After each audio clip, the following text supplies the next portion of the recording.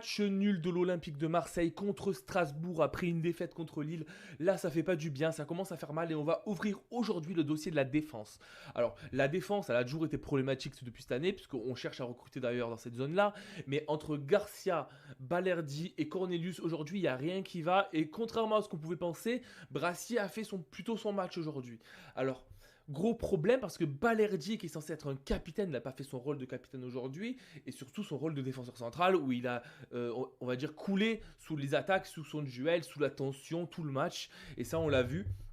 Et du coup, ça fait peur parce que Balardi, c'est toujours ça, c'est toujours des problèmes de concentration quand il y a beaucoup d'adversité. Et là, ça nous prouve aujourd'hui qu'on ne peut pas lui faire confiance une fois de plus. Ça a beau être un jeune joueur, ça a beau être un espoir, eh ben, on ne peut pas faire confiance à notre capitaine olympique de Marseille. T'as même des Hochberg qui le calment, t'as même de Rulli qui le calme parce que le mec, il est casse-couille. C'est bien d'être dans le duel, mais des fois, il faut prendre du recul un petit peu. Et là, c'est ce qu'il n'a pas fait du tout. Et ça, on aime la Grinta à l'OM, et je suis le premier à dire ça. Mais aujourd'hui, c'est trop. C'est trop par rapport à sa technicité, par rapport à toutes les erreurs qu'il a fait, il en fait trop en fait. Le problème avec Kondogbia, qu'il soit à droite ou à gauche, vous allez me dire, ah mais il était de ce côté-là, on s'en bat les couilles. À chaque fois qu'il joue à gauche ou à droite, il a des problèmes sur du coup le mec devant lui. Il va pas lui faire des passes, il va jouer en arrière et du coup à chaque fois ça baisse l'attaque. On se rend pas compte à quel point on a des problèmes en attaque sur les côtés où est Cornelius. Et ça, c'est logique, c'est très révélateur que le mec n'a aucune inspiration offensive. Il joue toujours en première relance sur Balerdi ou sur Hushberg parce qu'on dirait qu'il n'ose pas, qu'il tente pas. Alors évidemment, Cornelius, j'ai vu 2-3 belles interventions en défense, quelques beaux tacles, etc. Mais au-delà de ça, qu'est-ce qu'il fait? Rien. Et ça, c'est pas du niveau de la Ligue 1. Enfin, si, c'est du niveau de la Ligue 1, mais c'est pas du niveau d'un deuxième du classement de la Ligue 1. On mérite mieux à ce niveau-là et c'est vraiment problématique. Cornelius, j'avais vu quelque chose en lui au début de la saison et là, au fur et à mesure des matchs, depuis son retour de blessure, c'est nullissime. Et évidemment, le choix, les choix, c'est l'entraîneur. Hein. Là, donc du coup, on peut que blâmer un peu l'entraîneur de Zerbi parce que au-delà de ces choix-là, bon, tu vas pas sortir un Balardi, tu vas le laisser quoi qu'il arrive. Mais tu fais rentrer Garcia à la place de Merlin.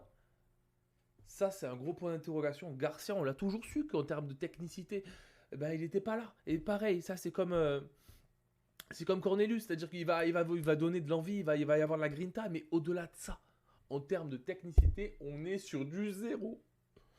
Et Merlin, il fournit beaucoup plus des efforts offensifs, évidemment, il y a un peu moins d'efforts défensifs, mais malgré tout, il y a plus de possibilités, plus un éventail un peu plus ouvert en termes de ce qu'il fait. Et là, il y a rien avec Garcia, je comprends pas pourquoi on le met titulaire. Alors à la base, j'allais dire que l'OM a eu plus d'occasions, mais vu les erreurs défensives qu'on a fait, on aurait pu en prendre nous aussi deux ou trois, comme on aurait pu en mettre deux ou trois également, parce qu'il y a le poteau, etc., etc. Mais ce qui est problématique, c'est que ça fait plusieurs fois que dans le jeu, on commence à de plus en plus galérer à marquer. Et c'est toujours ça, c'est le problème de transition qui ne sont pas assez rapides, ce problème de bloc bas qui deviennent de plus en plus compliqués parce qu'on arrive à lire le jeu de l'OM. Et aussi beaucoup de changements dans le 11 de départ avec l'Olympique de Marseille. Beaucoup de changements autant en défense qu'au milieu de terrain. Et maintenant, il va y avoir des questions à se poser aussi en attaque. Donc, je ne suis pas très positif là, sur les prochains matchs qui vont arriver avec l'Olympique de Marseille parce que De Zerbi, en termes de stratégie, là, il y a beaucoup de questions qui vont se poser.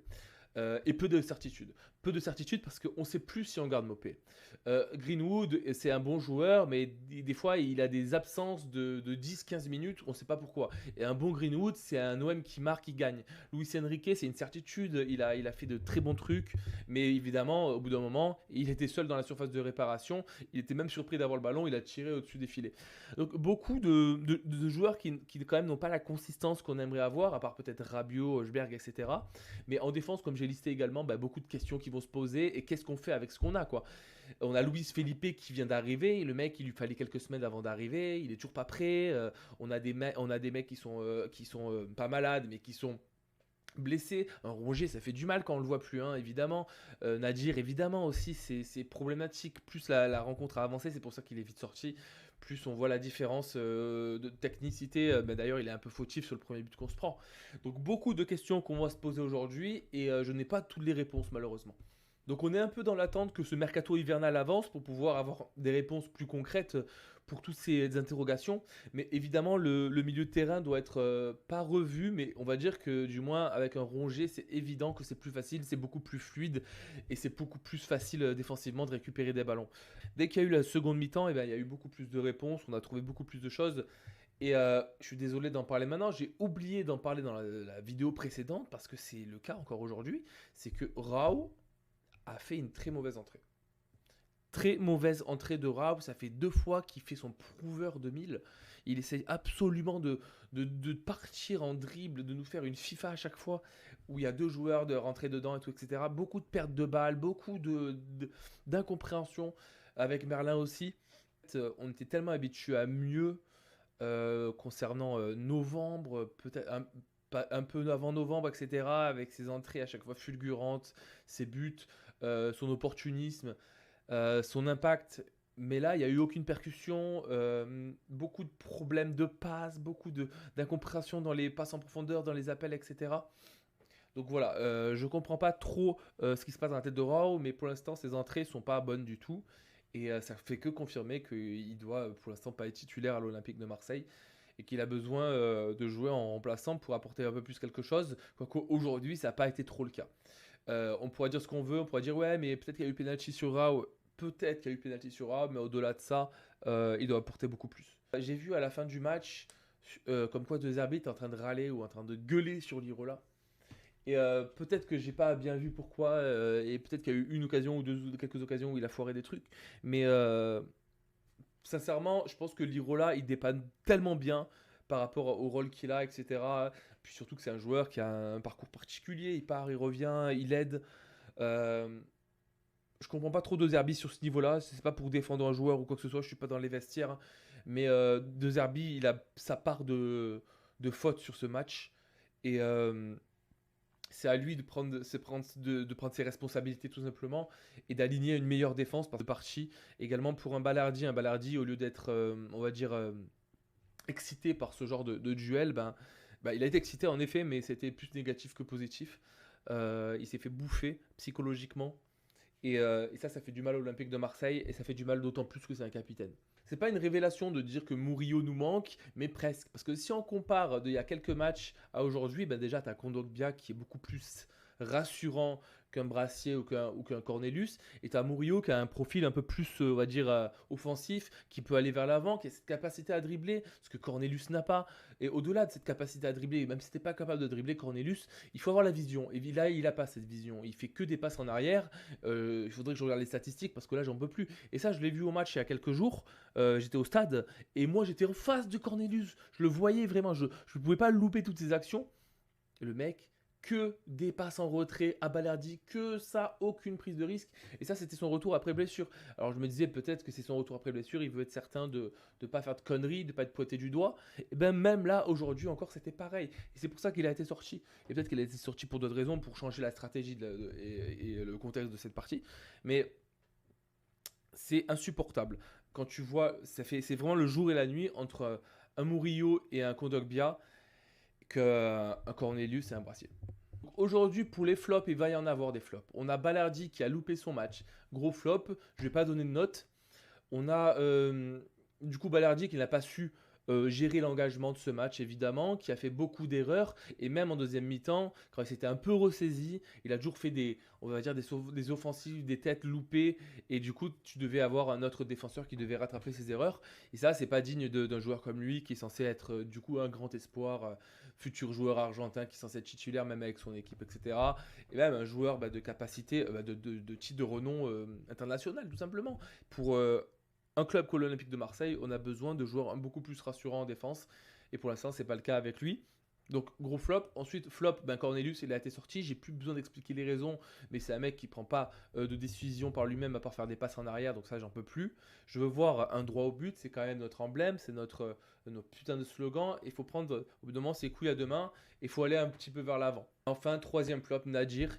C'est un joueur que j'aime bien, c'est un joueur qui dépanne bien, surtout quand tu as des joueurs au milieu qui sont plus là. Et puis même, il a un profil qui est sympa, qui propose quand même pas mal de choses. Et il a marqué un beau but la dernière fois. Donc on aime le joueur, on aime qu'il sort du centre de formation, etc. C'est un mec qui s'est blessé, qui est revenu. En termes de parcours, c'est beau et tout, c'est très noble de sa part. Mais aujourd'hui, il y a eu beaucoup d'erreurs de sa part, beaucoup de premières balles loupées, etc. Et fautif sur le but avec Balardi. Donc ce sera le troisième flop. Concernant les tops, aujourd'hui, je dirais malgré tout Enrique. Enrique qui a fait quand même pas mal de choses très intéressantes, qui a provoqué, qui a dribblé.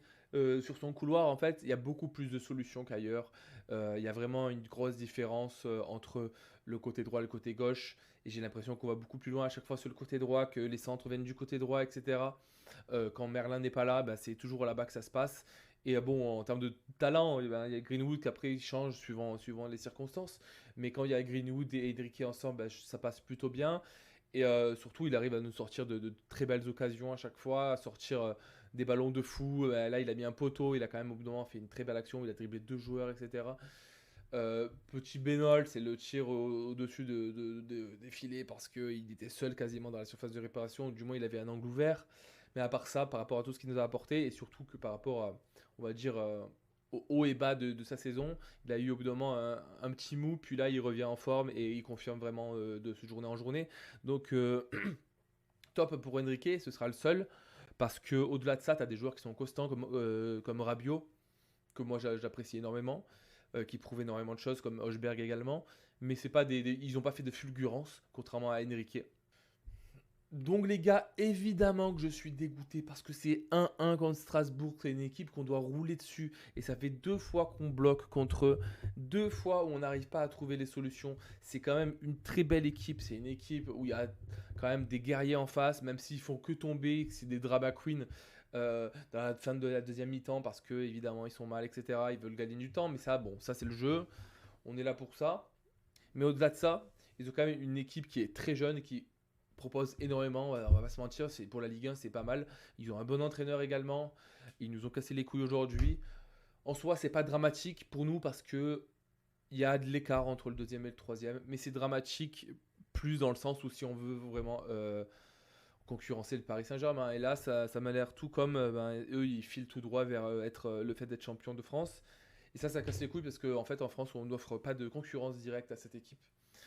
Et on a beau gagner contre eux la prochaine fois, et si on fait des mathématiques un peu, bah, ils vont devoir quand même faire pas mal de mauvais matchs pour qu'on les rattrape. Et donc ça, c'est mauvais pour nous. Donc voilà, c'est pas dramatique, on gagne notre deuxième place. Il faudra faire attention contre Nice très bientôt. Et il faudra reconfirmer parce que là, il y a quand même beaucoup de questions qui se posent, notamment en défense. Sur ce, les gars, on se retrouve la semaine prochaine et allez l'OM.